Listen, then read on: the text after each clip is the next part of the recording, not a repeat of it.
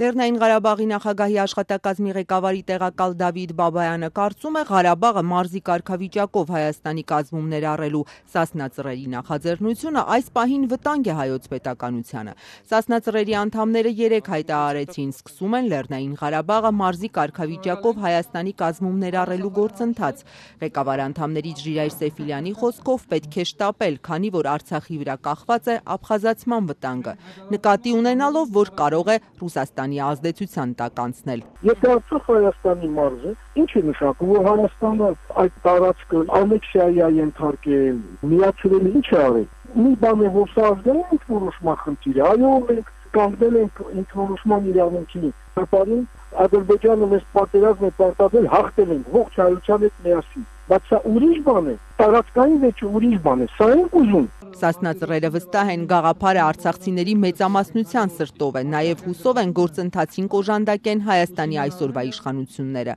Ղարաբաղի նախագահի աշխատակազմի ղեկավարի տեղակալը հակառակը կարծում է հասարակության արձագանքը մեծամասամբ դրական չի լինի։ Դավիթ Բաբայանի խոսքով վերջնանպատակը միացյալ հզոր հայոց պետություն ունենալն է, բայց հիմա պահը չէ։ Երբ որ Արցախը կճանաչի միջազգային հանրության կողմից, երբ որ համապարփակ կկարգավորվի հակամարտությունը, այն ժամանակ կտեսնենք։ Հիմա ինչ ենք անում, ինչ հարց ենք լուծում ռազմավարական։ Այնպեսի կարող է վատ հետևանքներ լինեն, որ արդեն հաշվարկի մասին չէ խոսքը, կարող է չկարողանանք տակից դուրս գանք։ Հայաստանի ազգային ժողովի արտաքին հարաբերությունների հանձնաժողովի անդամ իշխանական Իմ Քայլիս Տաթևիկ Հայրապետյանը կիսում է Ստեփանակերտից հնչող տեսակետը։ Եթե Հայաստանի իշխանությունը հանդես գա Ղարաբաղը մարզի կարգավիճակով Հայաստանի կազմում ներառելու նախաձեռնությամբ, կարծում է կստեղծվի միջազգային բարդ իրավիճակ։ Ադրբեջանը շարունակում է տարիներով պնդել, որ խոսքը ոչ թե ինքնորոշման իրավունքի մասին է, Հայաստանը փորձում է այսպես ասած բռնազավթել կամ կցել այդ հատվածը, այսինքն փորձում է դա տեղավորել տարածքային վեճի սահմաններում, ու այդ իրավիճակում նման կոչով իշխանության տեսանկյունից հանդես գալը այդքան էլ նպատակահարմար չէ, քանի որ դա միջազգային բարդ իրավիճակ կստեղծի եւ ըստ էության շատ ավելի կբարդացնի առանցայինել խճճված գործընթացը։ Նաև բանակցային գործընթաց նկատի ունեք։ Այո, եւ Ադրբեջանը կարող է նույնիսկ նման դեպքում ուղղակի իրեն լեգիտիմորեն արտոնել սկսել ռազմական Ինչու թշնամանալ Ռուսաստանի հետ։ Դավիթ Բաբայանն այսպես է արձագանքում Ռուսաստանին վերաբերող Սեֆիլյանի մտահոգություններին։ Ղարաբաղում տեսնում են աբխազացման վտանգը, ինչի մասին Սեֆիլյանն էր խոսում, որ կարող է Ռուսաստանի ազդեցության տակ անցնել։ Ինչ աբխազացման մասին է խոսքը։ Նախ եւ առաջ Աբխազիան անմիջապես շարունակիչ է Ռուսաստանի Դաշնությանը։ Աբխազիան